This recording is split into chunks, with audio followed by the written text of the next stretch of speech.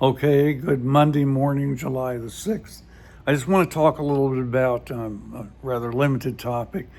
Why, when I was growing up, there was very little pressure, social pressure, to donate your organs or to donate plasma, to donate, for example, stem cells or anything like that, to be generous with your own body, because it just wasn't possible to do that yet. Generally, for example, chemotherapy for cancer started becoming common in the middle 1960s. It was being explored at NIH a lot.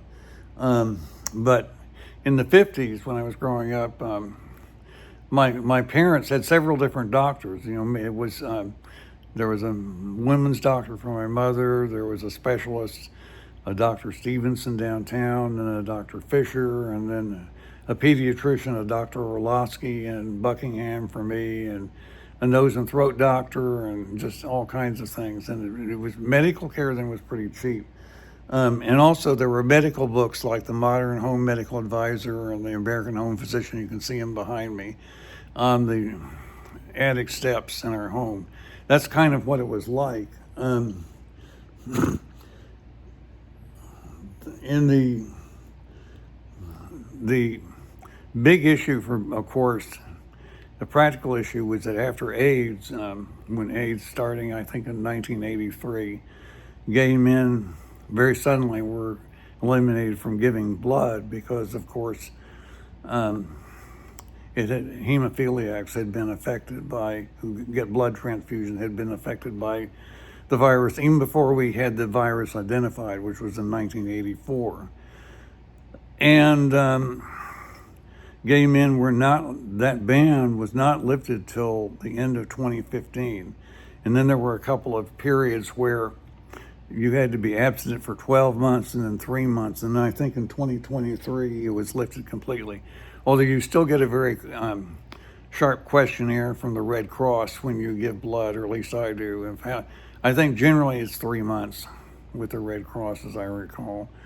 And they didn't used to trust that they could be absolutely sure they could find the virus in the past, even though it's very reliable.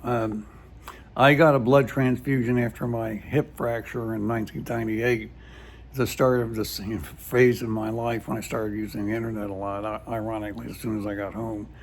And I sort of owed one back. I didn't give blood until 2022, and I've given 4 or 5 times. I have type O negative. I keep getting calls from the Red Cross all the time, but at age almost 83, I don't feel obligated to go in all the time. I most recently gave blood in May, and occasionally I'll go in and do it, maybe once a year. And First Baptist Church has had some blood drives downtown, so that's been very convenient. But one time I was asked when I was working for USLICO, which was became Reliostar, the insurance company, but it served military officers then. I was asked by another employee, could I join their blood drive? And it was a very embarrassing question in 1994. So yeah, this affected me. But I just wanted to talk about, generosity. There's a lot now on people doing stem cell transplants or others, and organ donations, kidneys, even parts of livers, allowing themselves to have major surgeries to help someone else. That wasn't expected when I was growing up, even though the social mores were very conservative generally, because it just wasn't possible yet. So I just wanted to make that comment today. Thank you for listening.